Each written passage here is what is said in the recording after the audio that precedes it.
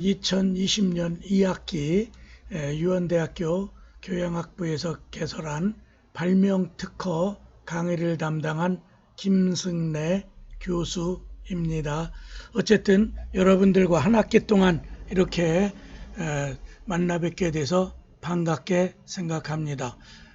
제가 지금까지 전공해왔던 지식재산권에 관한 그 발명특허와 연관돼서 여러분들이 앞으로 전공이 어떤 것이든 제가 대학에 다니면서 또 재학 중에 이러한 발명특허 강의를 통해서 여러분들이 나의 새로운 창작의 아이디어를 특허권 권리화해서 사업화까지 연계하는 강의를 전체적으로 한번 해보려고 합니다.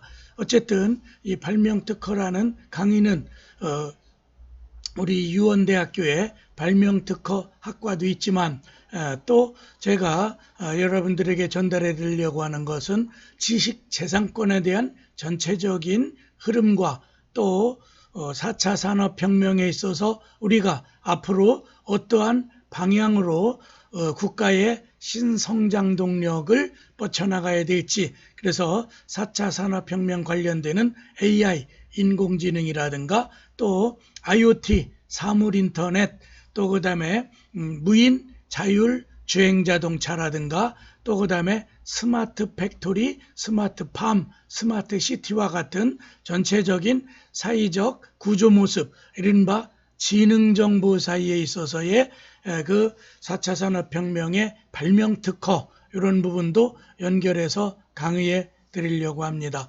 어쨌든 지금 우리 앞에 놓여 있는 화두는 4차 산업혁명이라는 큰 흐름이 지금 진화돼서 진행되고 있습니다. 4차 산업혁명에서는 어떠한 기술이 각광받고 또 향후 어떠한 쪽에 발명특허를 통해서 국가가 좀 더 강건한 그런 국가의 자산을 만들어 나가느냐가 큰 힘이 될 것이라고 생각합니다. 그러면 오늘 강의를 전체적으로 제가 잡아놓은 전부 4장으로 구성해서 강의하려고 합니다. 3교시까지. 1교시에는 발명특허의 의의, 2교시에서는 발명과 특허권의 취득 과정, 그 다음에 3교시에서는 4차 산업혁명과 지식재산권, 그 다음에 4장에서는 발명특허와 창업의 연계, 그래서 이런 발명특허한 특허권한 걸 실시권을 행사해서 결국은 여러분들이 창업을 통해서 사업화에 성공할 수 있는 창업 CEO가 될 수 있는 단계까지 개괄을 한번 설명해 보겠습니다. 그럼 제일 먼저 발명특허의 의의, 발명이 무엇이며 특허를 출원하여 특허권을 취득하여 산업재산권으로 독점 배타적 권리를 획득하는 과정을 이 발명특허의 1장에서 설명하려고 합니다. 그럼 여기서 발명을 한번 정의해 보면 우리 현행 특허법에서는 발명을 자연법칙을 이용한 기술적 사상의 창작으로 고도한 것이라고 정의하고 있습니다. 그래 특허법 2조 제1호 그래 발명에 대한 용어 설명을 해놓은 건데요. 여기서 보면 자연법칙이란 말이 나오고 또 기술적 사상의 창작, 또 창작인데 그냥 평범한 남들이 다 생각하는 그런 게 아니라 뭔가 새롭고 고도한 것. 그리고 고도한 것에 제가 밑줄을 그어놓은 이유는 고도하지 아니하고 그냥 새로운 기술적 창작이긴 한데 고도하지 아니한 것, 그래서 기존에 있던 기술을 약간 개선하는 정도, 이런 걸 고안이라고 해서 그건 실용신안권의 대상이 되죠. 그래서 우리가 특허법이 있고 실용신안법, 산업재산권법에 또 상표권, 상표법, 또 그 다음에 디자인법, 종전에는 의장법이라고 하던 그런 4개를 산업발전을 도모하는 법이라고 그래서 산업재산권법이라고 그래요. 그래서 특허법에서의 이 발명이 특허권으로 연결되는 것인데 여기는 자연법칙, 즉 만유인력의 법칙이라든가 이런 자연스럽게 흘러가는 자연과학적 법칙을 이용해야 되고, 또 그 다음에 기술적 창작이니까 새로워야 되죠. 똑같은 걸 다시 추론하면 거절당할 것이고요. 또 기존에 있던 것보다 고도하다. 이건 특허 심사할 때 진보성 심사 대상이 되는 것이죠. 그래서 특허법에 발명을 이렇게 정의해 놓고 있고요. 그럼 먼저 1번 발명의 의, 발명 한자로는 그렇게 써놓고 인벤션이라고 영어로 얘기해줘. 그래서 창의적 아이디어로 지금까지 없던 새로운 물건을 만들거나 새로운 방법을 생각해 내는 것을 우리는 발명이다 이렇게 얘기하죠. 그리고 요즘에는 초중고등학교에서도 요 발명에 관한 여러 가지 강의를 하기도 하고, 또 그 다음에 이 발명에 대한 발명교실, 또 우리나라의 한국발명진흥위, 또 그 다음에 발명진흥법 이런 게 있어서 발명을 권장하기도 하고, 또 5월 19일인가요? 우리나라 장영실이 치고기를 만든 그 조선시대의 그 기록에 따라서 발명의 날이 있죠. 그래서 5월 19일일 거예요. 아마 발명의 날에는 여러 가지 행사를 하죠. 과학기술, 뭐 또 벤처기업부, 과학기술통신부라든가 이런 데를 통해서. 그 다음에 두 번째 용어 설명은 특허. 특허는 한자로 그렇게 쓰고 페이턴트라고 하죠. 영어로는 새로운 산업지식재산을 만들어낸 발명자에게 일정 기간 독점적 권리를 주는 제도를 특허라고 하죠. 그래서 행정법에서는 행정행위 중에 어떠한 특정한 권리를 부여할 때 특허라고도 하고, 금지된 일정한 걸 풀어줄 때 행정청이 풀어서 이런 걸 허가라고 하죠. 그래서 이 특허도 일정한 그 고도의 기술적 창작을 특별하게 그 사람에게 20년간 배타적 독점적 권리를 부여해 주는 게 특허 제도죠. 그래서 출원한 날로부터 심사 기간이 한 1년 내외 걸리죠. 그러고서 출원한 날, 그리고 이제 심사 개시되고 하면은 명세서 같은 걸 공개하게 되는데, 어쨌든 특허는 산업 발전을 도모하기 위해서 개인이 갖고 있는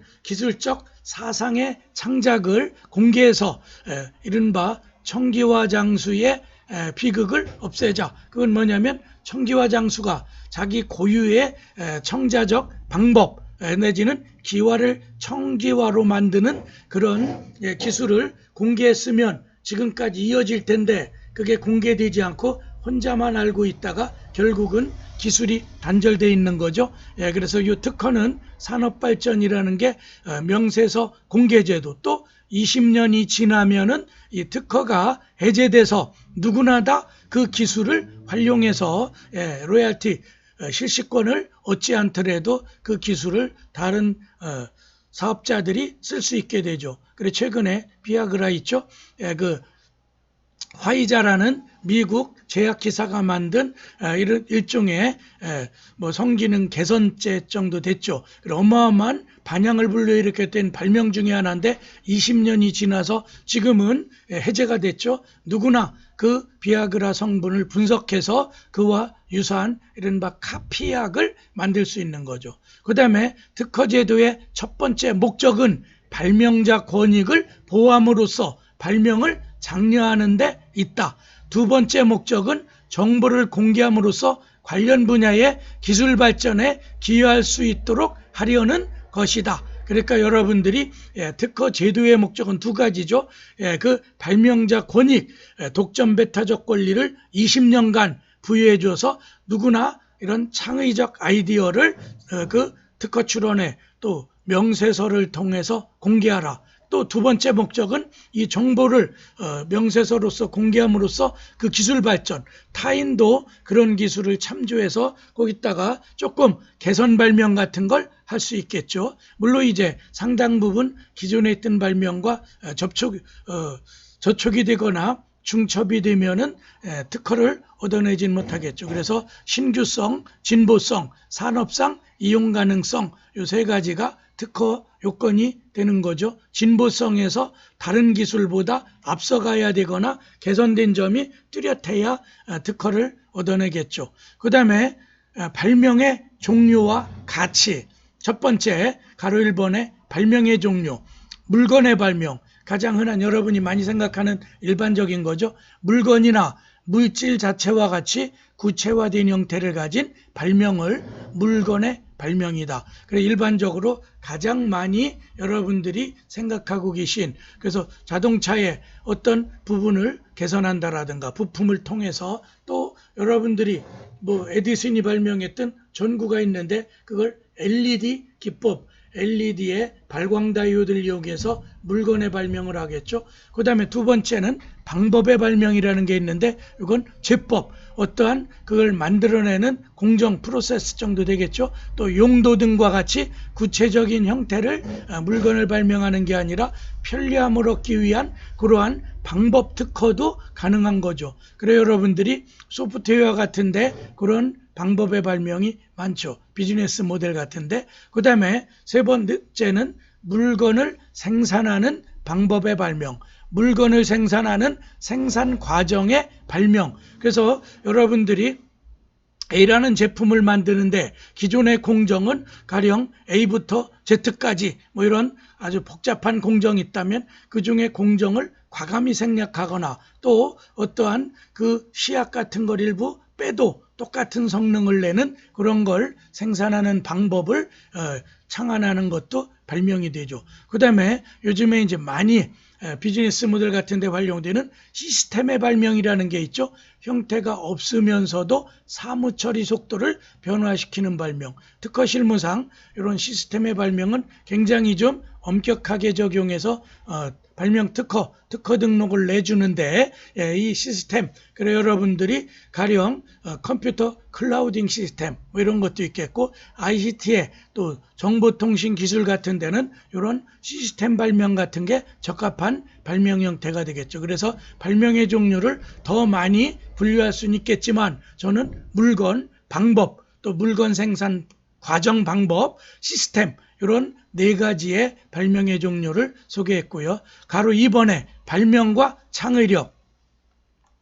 창의력이란 지금까지 없던 새롭고 기발한 걸 만들어내거나 이른바 창조 정도 되겠죠. 생각해내는 능력. 그래서 여러분들이 교육의 목표도 창의력을 개발, 함양하고 뭐 이런 얘기를 하죠. 그래서 창의력이라는 건 말 그대로 어떤 새로운 교과 학습 과정에서 자기 나름대로의 독특한 견해. 그래서 여러분들이 논문 같은 걸 쓰실 때도 석사 박사 논문 쓰실 때 끄트머리 결론, 그 기존에 있었던 연구 과정이나 연구 업적을 인용해서 나의 독특한 창의력을 발휘해서 결론. 그래서 법학 같은 경우에도 기존에 있었던 입법례, 외국의 입법례, 또 기존에 이미 연구 과정 같은 걸 다 검토해서 소개하고 인용한 다음에 끄트머리 결론 쪽에서는 나는 그래서 이 제도에 대한 이런 결론을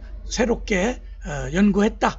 그게 바로 창의력. 그리고 여러분들이 창의력을 발휘하기 위해선 왜라는 질문을 끊임없이 해라. Why? 그렇죠? 그래서 여러분들이 이 교육과정이나 저도 연구한 걸 여러분에게 발명 특허라는 강좌에서 강의하듯이 여러분들이 창의력을 함양하기 위한 걸 돕고 엑셀레이팅하기 위한 그런 교수로서의 강의 기법을 활용하겠죠. 전 과정을 통해서. 어쨌든 창의력은 지금까지 없던 새로운 걸 만들어내기도 하고, 또 그 다음에 융합, 요즘에 이런 거 많이 쓰죠. 문과 이과의 탈경계 초연결 상태, 뭐 이런 상태에서 엔지니어적 마인드, 또 경영학의 비즈니스, 또 우리 리걸 마인드, 법학의 또 인문과학, 휴머니스트로서의 그런 인문학적 소양, 이런 걸 융합해서 결합하는 것도 넓은 의미의 창의력에 들어가겠죠. 또 창의력은 교육 활동을 통해서 후천적으로 기를 수 있는 능력. 그래서 교육의 목표, 여기에는 창의력 함양도 있고, 또 저는 저의 개인적 교육 철학으로 홍익인간을 내세우죠. 우리나라 교육 이념이기도 해요. 그래서 저한테 누가 교수로서 어떠한 교육 철학을 갖고 있습니까? 이렇게 물어볼 때 저는 홍익인간, 저의 이런 법학이라든가 여러분이 교양학부에서 이런 강의 발명특허 강의 같은 걸 통해서 여러분들이 사이에 되도록이면 빛과 소금이 될 수 있는 그러한 어떤 영향력도 주고 또 그다음에 이익이 되게끔. 그래서 제가 법대 다닐 때 1학년 때 처음 들어갔더니 원로 교수님이 그 당시 아마 신동욱 교수님인지 하여튼 제가 법학 개론을 배우는데 여러분에겐 큰 선물을 하나 드리겠다. 그래서 칠판에다가 큰 대자를 쓰고 대학 이렇게 쓰시더라고요. 그래서 여러분은 큰 교육을 받으러 온 바로 입학생이다. 그리고 또 그 중에서도 법학이라는 걸 배우러 왔다. 로.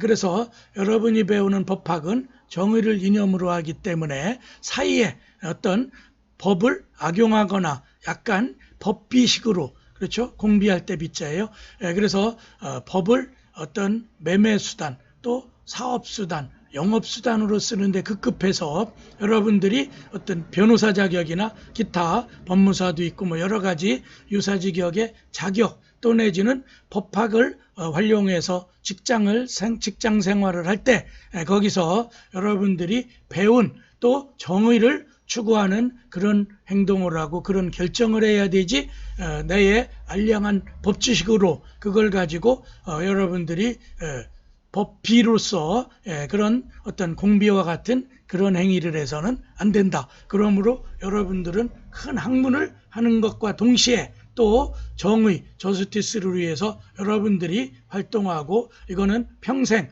지금 이 순간부터 죽을 때까지 그런 마음, 리걸 마인드를 가지고 사이에 이롭게 돼야 된다. 그래 저도 그 이후에는 저의 교육 철학을 홍익인간, 또 하나 창의력, 또 우리는 이제 대학 교수의 의무가 세 가지로 보는데 하나는 연구죠.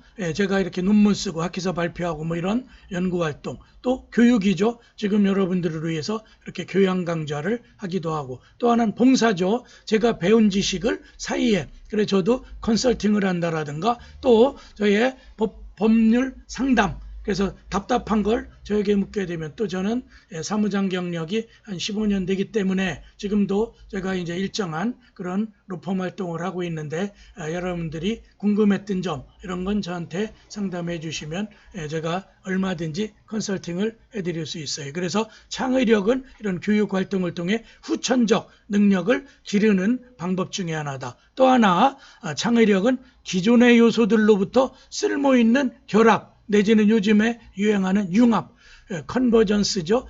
융합을 이루어내는 능력도 넓은 의미의 창의력에 들어간다. 그래서 여러분들은 대학 다니는 동안 지금 이제 1학년부터 4학년까지 제 강의를 수강하는 여러분들이 4년 내내 염두에 둘 건 내가 배우는 전공과 또 제가 이렇게 교양학부서 강의하는 발명특허에 대한 나의 전공을 권리화해서 사업화 또 CEO가 될 수 있는 그런 기반을 잡아나기를 여러분에게 기도드리겠습니다. 그 다음에 가로 3번엔 발명의 가치는 뭐냐? 지식과 기술의 가치가 높아지면서 발명의 가치도 더욱 높아지고 있는 그런 추세다.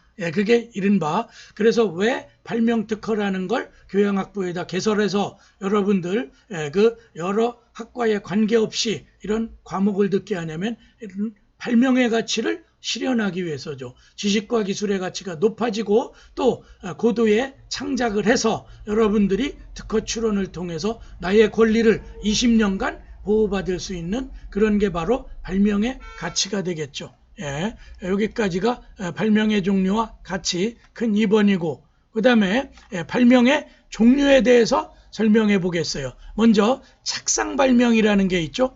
초보 단계로 순간적으로 떠오르는 아이디어를 이용한 발명이지만 생활에 편리하게 이용된다. 여러분들이 드라이버 하면 일자 드라이버와 십자 드라이버가 있죠. 그래서 요즘에 이제 여러분이 그 리벳 또 뭐라 그래? 거기 이제 볼트 또 그 뭐야?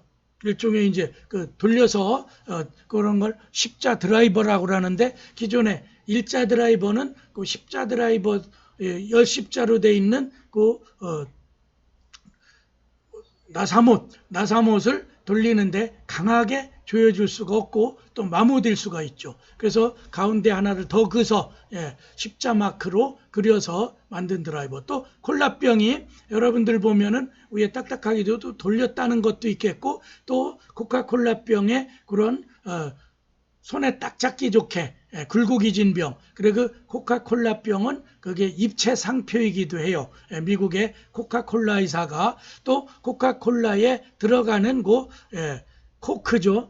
그걸 배합하는 기술적 방법. 이것도 미국에서는 특허낸 거고, 그 병 자체도 상표 등록을 해서 보호받고 있죠. 그래서 이 코카콜라 병이 이렇게 된 건 잡기도 좋지만은 또 미적 감각. 그래, 어떤 이제 뭐 비근한 예로는 그걸 이제 이제 사람의 다리 모양, 특히 이제 뭐 여성의 다리라든가 이런 그런 모양을 좀 염두에 두고 디자인한 게 아닌가, 이런 게 이제 시중에서 논의됐던 거고. 코카콜라병, 또 여러분들이 우리나라 지금 엑스트라 프리미엄급 맥주로 히오리병, 그게 또 이제 그렇죠. 청색으로서 약간 이렇게 비틀어져 있죠. 그렇죠? 그래서 히오리를 일으키는 것과 같은, 그래 그 병을 놓고 먼저 사용하고 상표 등록했는지는 모르겠는데 우리나라는 입체 상표 등록이 아직 그렇게 쉽진 않죠. 그래서 이런 병을 놓고도 일종의 아이디어 싸움이 있는 거고, 또 주전자 뚜껑에 삼각구멍, 주전자 뚜껑이 그냥 다 막혔을 때는 뚜껑이 이제 100도씨 넘어서 끓기 시작하면은 뚜껑이 열리기도 하고 또 물이 막 흘러넘치겠죠. 그러니까 거기에 약간 이렇게 시옷자 형태로 뚫어서 그거를 위로 흠을 지붕처럼, 삼각 지붕처럼 그렇게 구멍을 뚫어놨는데 그런 게 바로 발명이고 아이디어죠. 이런 걸 착상 발명, 일종의 생각, 아이디어적 발명이죠. 또 가시철망, 기존에 밋밋했던 철사를 쳐놨다가 거기다가 또 반대되는 방향으로 짧은 철사를 끊어서 철망을 만들면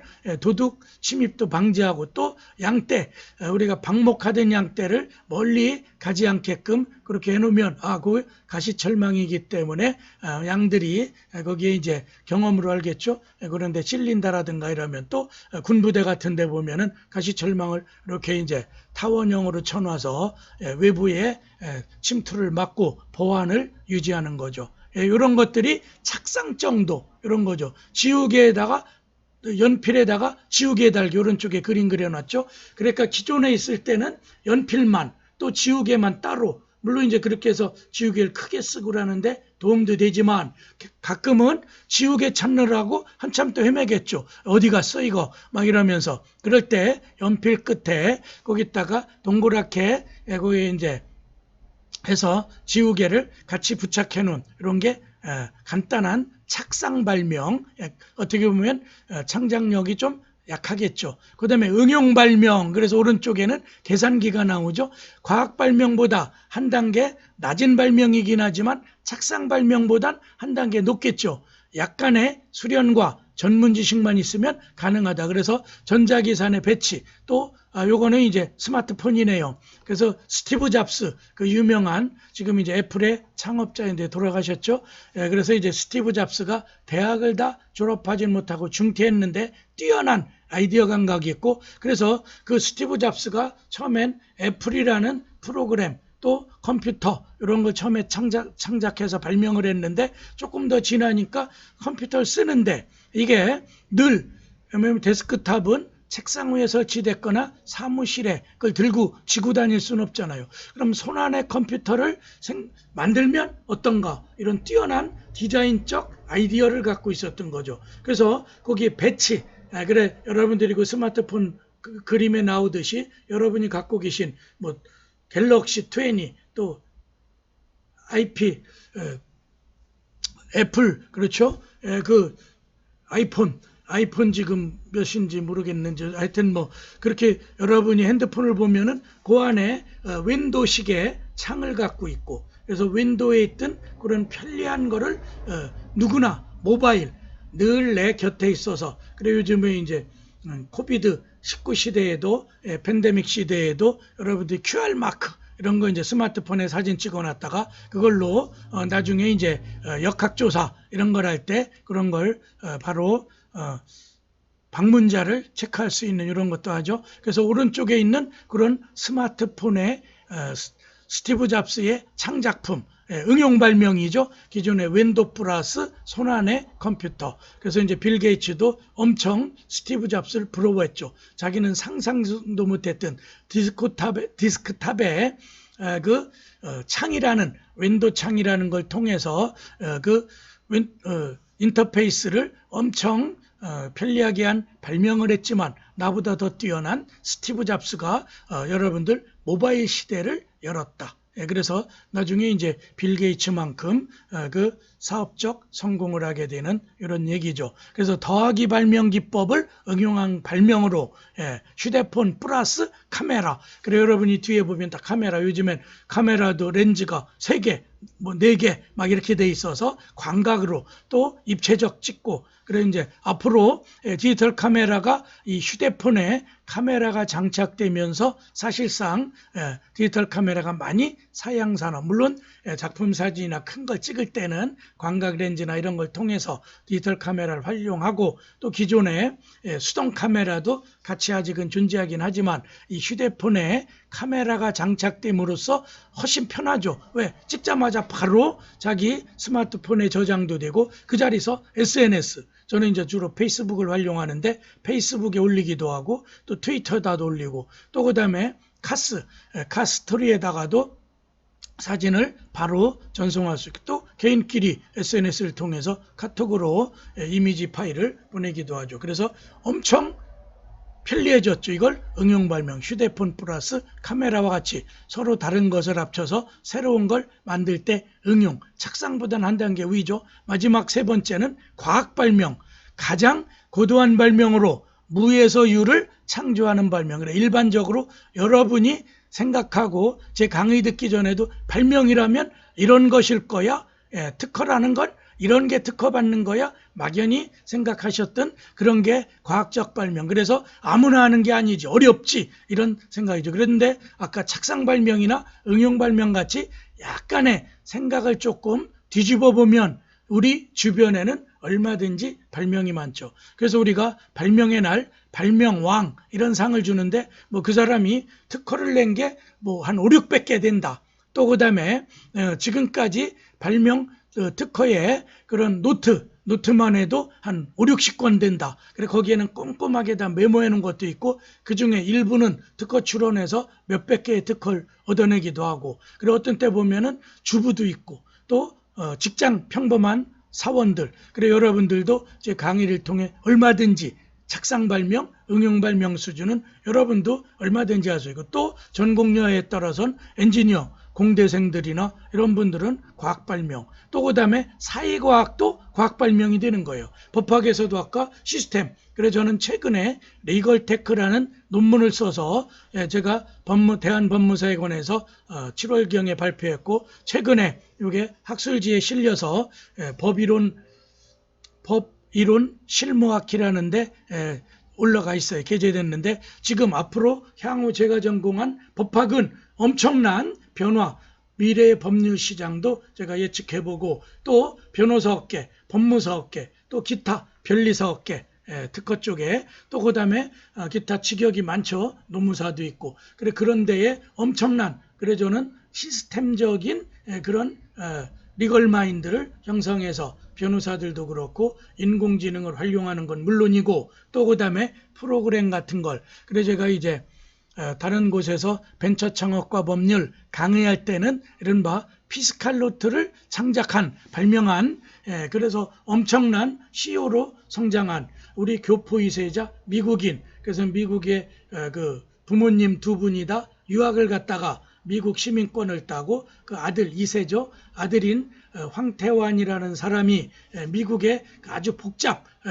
여러분 일반인들은 미국 법이 우리보다 훨씬 더 좀 사용하기가 좀 복잡해요. 접근하기도 그렇고 그러다 보니까 그걸 검색하고 상담하는 인공지능을 결합해서 그런 프로그램을 만들어서 데이트라고 조지 소로스라든가 세계적 투자가들이 거기다 몇백억씩 투자를 해서 지금은 굴지의 중견기업으로 성장한 아마 KBS 다큐 공감에서 그 다큐멘터리를 방영한 그런 사례도 있어요. 한 5, 6년쯤 됐을 거예요. 그래서 제가 그걸 벤처 창업의 예로 들기도 하는데 법학에서도 얼마든지 그러한 발명을 할 수 있다. 그래서 과학 발명은 과학 원리를 응용하거나 복잡한 메커니즘을 통한 발명, 즉 여기는 이제 명세서라는 걸 거쳐 이른바 특허권으로 가는 고도의 전문 지식과 수련이 필요하고, 그래서 종국적으로는 과학 발명으로 해야 사업성이 있겠죠. 그래서 요즘에 4차 산업혁명, 또 작년 12월이죠. 문재인 정권이 한국형 뉴딜, 지금 이제 우리가 코비드 또 신성장 동력 같은 걸 통해서 새로운 먹거리 이런 걸 찾아보자. 그래서 이제 제가 관심 있는 건 디지털 뉴딜 이런 거죠. 또 그린 뉴딜. 그래서 이제 환경 쪽에, 저는 디지털 쪽에, 그래서 4차 산업혁명에 관련되는 이런 큰 투자, 거기도 아마 7조 몇 천억 정도를 디지털 뉴딜, 또 그린 뉴딜에도 그렇게 해서 전부 향후 5년 내지 장기적으로 20년까지 계획을 발표했는데, 뭐 이제 내후년에면 물러나긴 하지만 다음 누가 대통령이 되더라도 이어갈 수는 있겠죠.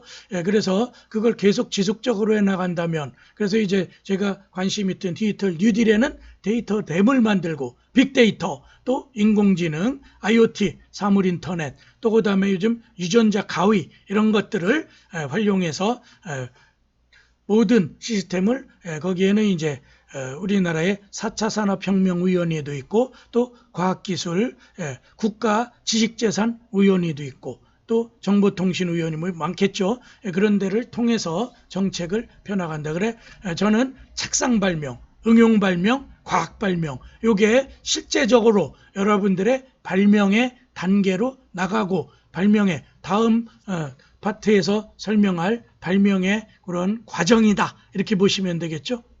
그래서 발명 특허의 기본 요건 3번을 설명하겠습니다. 먼저 발명 특허권의 취득을 위한 요건 가, 발명의 성립성은 자연 법칙을 이용한 고도한 것이어야 된다. 그래서 자연 법칙이라는 건 우리 살아가는 데 있어서, 그렇죠, 만유인력의 법칙과 같이 중력이 있는 곳에선 높은 곳에서 낮은 곳으로 무게가 있는 물건은 떨어진다. 그런데 뭐 사과를 떨어지는 걸 보고 뉴턴이 만유인력의 법칙을 발견했다, 또 그거를 이론화했다 그러는데, 뭐 그거는 하나의 비유일 것이고, 사실은 이제 뉴턴이라는 위대한 과학자가 그동안 실험실에서 수많은 실험을 통해서 낙하의 법칙 이런 걸, 그렇죠, 그래 중력에 비례해서 떨어진다, 그걸 이제 물리적 수식으로도 만들어냈고, 그런 자연 법칙을 이용한 고도한 창작. 또 나번에는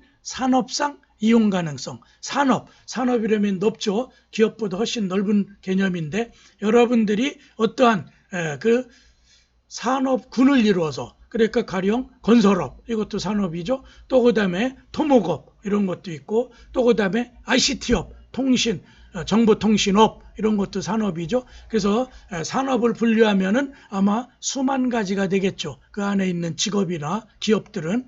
산업에서 이용 가능해야 된다. 그 다음에 다번에 진보성, 아마 특허심사관들이 가장 고민하는 게 다요건이에요. 쉽게 생각하기 어려웠던 진보성이 있어야 된다. 그러니까 기존에 있었던 걸 그대로 남들이 다 해놓은 걸 특허 줄 수는 없겠죠. 기존에 가령 우리가 핸들 같은 걸 얘기할 때 ABS 핸들, 그래서 이제 거기에 이제 코너링이 좀 더 부드럽고, 또 ABS 브레이크 이런 거 있죠. 그래서 기존에 브레이크를 갑자기 잡으면 자동차가 전복되거나 회전을 하면서 뒤에 오던 차와 추돌될 우려도 있죠. 그래서 ABS 브레이크 같은 걸, 풋브레이크를 밟았을 때 그걸 서서히 제동장치가 작동하게끔 했든, 그러면 기존에 있던 브레이크는 잡자마자 팍 쓰는, 뭐 그렇죠, 그 스키드 마크 같은 게 뭐 한 10m밖에 안 생긴다, 100km로 달릴 때. 그런데 ABS 브레이크는 길게 잡히면서 운전의 안정성도 도모하고 사고를 미연에 방지해 줄 수 있는 이런 한 단계 높은, 이걸 진보성. 그리고 여러분이 학교 다닐 때도 성적이 뭐 10점 이상 올랐다. 지난 학기에 비해. 그러면 옛날에 저희들 때는 진보성. 저도 1학년 때인가 2학년 때 하여튼 한 학기에 80점 돼서 90점대로 올렸더니 진보상을 받고 굉장히 고무적이고 그 이후에 계속 공부를 더 하게 된 그런 게 진보상이라는 게 있었죠. 어쨌든 농담인데 진보성 요 판단이 가장 어렵고 그래 진보성에 관한 단행본도 수십 권이 있어요. 여러분이 교보문고 같은 데 가보면. 그 다음에 라본에는 신규성, 기존에 없던 새로운 것. 그래서 기존에 있던 걸 향상, 결합, 융합시켜서 새로운 걸 만들어낼 때 신규성. 그래서 발명특허 요건은 4가지야. 자연법칙을 이용함에 고도성 가질 것. 또 산업상 이용이 가능해야 된다. 쓰지도 못하는 맹물로 가는 자동차 이런 건 백날 특허 출원해도 안 되겠죠. 진보성, 기존에 있던 기술보다 한 단계 업그레이드 된 그런 기술성이라야 되는. 또 하나는 신규, 새로 와야 되지 기존 남들이 다 생각했던 뭐 이런 것들은 특허가 안 된다. 그래 발명 특허 나중에 특허법 얘기할 때 저 요목요목 상세히 설명하겠어요. 그 다음에 이런 4가지 요건을 갖췄더라도 이른바 소극적 요건, 그걸 탄핵시키거나 탈락시키는 특허 불허 요건이 가로 2번이에요.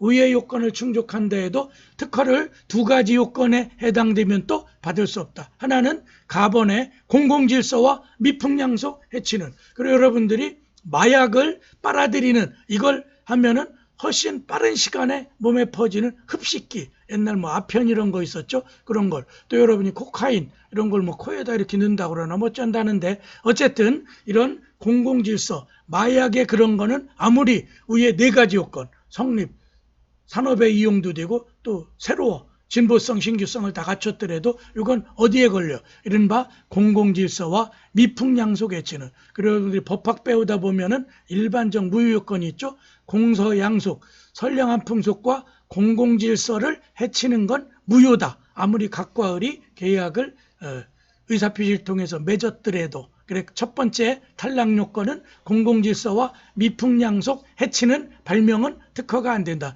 또 하나는 공중위생에 해를 끼치는 발명. 그래서 여러분들이 어떠한 이런 아까 뭐 성기능 개선제 이런 게 그런데 그걸 먹고 났더니 눈 시력이 떨어진다라든가 뭐 예를 든다면 또 그다음에 그걸 먹고 났더니 위장에 해가 끼친다. 그래 여러분들이 지금 코비드19에도 백신을 각 국가별로 해서 올 연말이나 내년 초에는 아마 임상 실험한 게 나올 듯해요. 그래도 뭐 1년 더 간다. 코비드가 그러는데 어쨌든 여기에 공중위생에 해를 끼치는 백신이라면 아무리 그런 신약을 발명했더라도 특허를 내줄 수는 없겠죠. 그 약을 먹으면 거기에 지금 바이러스 코로나19 바이러스를 퇴치할 수 있는데 부작용으로 사람 몸이 망가지고 또 폐에 어떤 손상이 온다라든가 이건 안 돼. 그래서 특허 요건 4가지 성립 가능, 산업 이용 가능성, 진보 신규성을 갖춰도 공공질서 미풍양속 해치는 건 절대 특허가 안 된다. 또 공중위생, 여러분들의 어떤 위생에 해를 끼치는 그러한 발명, 그래 가나가 탈락 요건이 되는 거죠. 그렇죠? 이른바 데스노트 뭐 이런 얘기 많이 하잖아. 그래 공공질서와 미풍양속을 해치거나 공중위생에 해를 끼치는 발명은 아무리 위대한 발명이라도 현실적으로 특허청에선 내주지 않는다. 등록할 수가 없다. 그 다음에 가로 3번에 산업재산권을 일반적으로 설명하면 특허권, 가장 고도의 발명이고 실용신안, 고도하진 않지만 기존의 생활편의 같은 걸 도모하는. 그래 여러분들이 불판 같은데 약간의 타원형 또 시옷형 그래서 기름 같은 게 한쪽으로 빠진다라는 이런 건 실용신안. 아까 착상 발명 정도일 거예요. 그 다음에 디자인권이라고 그러죠. 디자인, 이른바 의장. 여러분이 기존에 있던 미감 이런 것들을 개선시킬 때 디자인 등록을 할 수 있죠. 또 상표 등록이 가능한데 그래서 상표는 상품에 붙이는 상표와 또 용역. 여러분이 학교 그러면 여기 이제 유원대학도 마크가 있죠. U자 쓰고 아라비아 숫자 1자를 결합해서 그러니까 그런 것들. 또 그다음에 각 정당들도 마크가 있고, 또 YMCA 하면 삼각형 거꾸로 붉은색으로 하고 거기 영문자 YMCA 또 YWC 그런 게 이른바 용역, 사회적인 봉사단체, 또 대학 교육 서비스를 제공하는 유원대학교의 표지, 이런 건 상품에 붙이는 게 아니라 용역. 그래서 어떤 특정한 물건이 아니더라도 자기 학교 마크라든가 이런 것들, 표장, 이런 것들은 넓은 의미의 서비스표. 그래 상표 속에는 넓은 의미의 서비스표가 들어있죠. 그래서 그래 상표는 여러분들이 트레이드 마크인데 그 자체의 상표를 보호하는 게 아니라 상표, 상품에 부착되어 있는 그 제조된 물건 내지는 제조회사가 그동안 소비자들의 쌓은 신뢰를 보호하는 게 상표의 본질이죠. 예, 그렇죠. 그래서 상표권을 침해하게 되면은 사용 금지 청구 같은 것도 할 수 있고 손해배상 청구, 또 그다음에 새로운 지식재산권이라고 그래서 신지식재산권. 그래 거기에는 뭐 반도체, 칩, 회로 배치 같은 거라든가 뭐 데이터베이스, 또 그다음에 요즘엔 인공지능, 또 그다음에 IoT, 아까 시스템, 그렇죠? ICT에 관련되는. 그래서 이런 신지식재산권, 또 트레이드 드레스, 어떤 자기의 보이지 않는 표장. 그래서 트레이드 드레스는 우리말로 번역하기엔 조금 그런데 무역의 옷. 그래서 약간의 디자인과 상표의 중간쯤 형태의 또 다른 신지식재산권, 또 그 다음에 퍼블리시티권. 그 사람이 성공한 캐릭터나 이미지를 다른 사람이 함부로 도용, 또 그 사람의 신용 내지는 명예 같은 거 실추하는 그런 걸 방지하는 게 이른바 퍼블리시티권. 대표적으로 마이클 조던의 슛 동작. 그래 여러분들이 거기에 이제 운동화 같은데 마크 같은 거 있죠. 슛, 오른손을 뻗어서 링에 공을 집어넣는 농구. 그러면 그런 마이클 조던의 동작, 이런 것들을 모방해서 상업적으로 활용하면 마이클 조던의 퍼블리시티권을 침해한다. 그래 우리나라는 어떤 사건이 있었냐면 삼성이 미국의 유명한 배추머리의 일종의 방송인이었죠. 그걸 로봇으로 만들어서 꼬불꼬불한 머리, 금발머리에다가 그걸 가지고 자기 삼성의 기업 이미지에 썼는데 미국 개인적 퍼블리시티권을 갖고 있는 방송인, 사이자 겸 코미디언이었을 거예요. 여자 코미디언. 그분이 주식회사 삼성을 걸어서, 삼성전자를 걸어서 소송을 내서 우리 돈으로 꽤 많은 돈을 승소해가지고 받아가요. 그래서 여러분들이 이미 내 성공적 그런 캐릭터를 무단으로 쓴다라든가 할 때는 신지식재산권의 퍼블리시티권 침해가 돼요. 이런 것들이고, 그래 지식재산권은 지적 창작물을 보호하는 무체재산권. 그래 우리도 일본 이런 용어 많이 쓰죠. 공업재산권, 무체재산권. 왜냐하면 형태가 있는 게 아니라 사람의 머릿속에 상상력 같은 걸 어떤 사업하는, 그래서 유체재산권. 그럼 뭐가 있어? 부동산, 동산, 그래 유체동산 뭐 이런 건 눈에 보이잖아. 그렇죠? 그래서 무체재산권의 한 것이고, 종전에는 공업소유권 뭐 이런 말 쓰고, 지금은 공식 명칭이 지적재산권이라고 쓰다가 특허청에서 공식 용어로 지식재산권, 이게 지금 현재 쓰이는 공식 용어예요. 그 보호기간이 한정되어 있다. 그래 특허권은 출원한 날로부터 20년, 그 다음에 디자인권은 출원한 날로부터 17년, 상표권은 10년인데 등록하고 그 다음에 10년씩 갱신해 나가기 때문에 반영구적으로 계속 다른 곳에 그 상표가 해석화, 보통 명칭화되기 전까지는 재등록을 계속 해나가죠. 저작권은 살아생전에 계속 저작권을 행사할 수 있고, 죽어서 사후 70년. 종전에 우리 저작권법 개정 전에는 50년이었는데 지금 독일이나 유럽, EU 저작권법 선진국이 70년이에요. 그래 지금 엘비스 프레슬리가 죽었더라도 그 손녀딸이 그 엘비스 프레슬리의 음반권, 방송권, 또 그 다음에 거기에 음원, 지금으로는 음원이겠죠.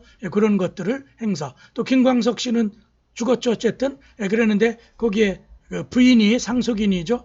서원 무슨 해서 기자와 또 뭐 싸우고 그랬잖아요. 김광석의 자살이냐 타살이냐를 놓고. 어쨌든 그건 이제 타살은 아니다. 그래서 혐의는 다 벗었는데, 그래서 김광석 씨의 그런 음악에 대한, 노래에 대한 작곡한 노래, 가요, 또 그 다음에 그게 방송 또 음원 이런 것들을 저작권을 지금 그 부인이 행사하고 있죠. 그래 1년에 모르겠어요. 하여튼 몇백만 원 받는지는. 뭐 조용필 씨 그러면 지금 히트곡이 엄청 많잖아요. 가왕 또 라우나 씨 이런 분들은 살아생전이기 때문에 그 음원을 쓸 때 그래 요즘엔 노래방 같은 데 가면 기계별로 얼마씩 할당이 돼 있죠. 그래 내 노래방에는 노래방 기계가 20대 있다. 방이 20개 있다. 그러면 기계 하나에 평균적으로 조용필, 라우나 이런 거는 한 달에 한 500회 이상 뭐 하루에도 그렇게 불리겠죠. 그래서 그걸 곱하기 위해서 저작권 관리단체가 거기서 일정한 그 음원 사용료를 징수해 가죠. 그래 기계별로 좀 주먹구구. 그런데 앞으로는 저는 블록체인으로 가능하다고 보고 그걸 연구하고 있고, 그 다음에 다른 사람에게 기술료. 그래서 특허권은 그걸 다른 사람에게 전용 통상 실시권. 그 다음에 상표는 사용권 이런 말 쓰죠. 그래서 여러분이 상표를 제휴해서 그걸 같이 쓸 수는 있고, 또 특허도 특허권을 얻은 자에게 협약 계약을 맺어가지고 전용 실시권 나만 독점적으로 쓰게 그걸 사업하는 거죠. 또 통상 실시권 다른 사람과 평등 대등하게. 그래서 A가 B에게 독점 전용 실시권을 주면 다른 자에게 또 이중으로 주면 B가 A에게 뭐 손해배상 청구 이런 걸 하겠죠. 그런 실시권을 해서 기술료. 그래 여러분 대학도 그렇고 제가 또 한창 활동하던 모건대학교의 산학협력단 이런 데가 그런 업무를 하는 거죠. 교수님들이 연구했던 그런 거를 산학협력단이 특허권 얻어내고 그 다음에 그걸 사업화해서 기술료, 로열티. 그래서 이 비근한 예로 스탠포드대 같은 데는 1년에 한 몇백억, 몇천억 정도 돼요. 또 우리나라도 지금 이제 뭐 한양대라든가 서울대, 카이스트, 포스텍 이런 특허권을 많이 얻어내는 그런 연구기관, 대학에서는 그 로열티가 지금 이제 아마 몇십억 단위는 되는 것 같아요. 그러니까 앞으로 대학이 살아갈 길은 발명특허, 또 거기 구성원인 교수님들이 연구 성과로 특허권을 얻어서 그 로열티, 사용료, 기술료를 학교에다가 환원시키는, 여기에는 직무발명, 아마 2강쯤에 발명진흥법 얘기할 때 직무발명 얘기를 조금 더 해드리겠어요. 그 다음에 발명특허와 특허의 취득과정, 요거는 2교시에서 하겠어요. 2교시. 그래 2장은 발명특허와 특허권 취득과정. 10분 쉬었다가 2교시 강의 계속해 나가겠습니다.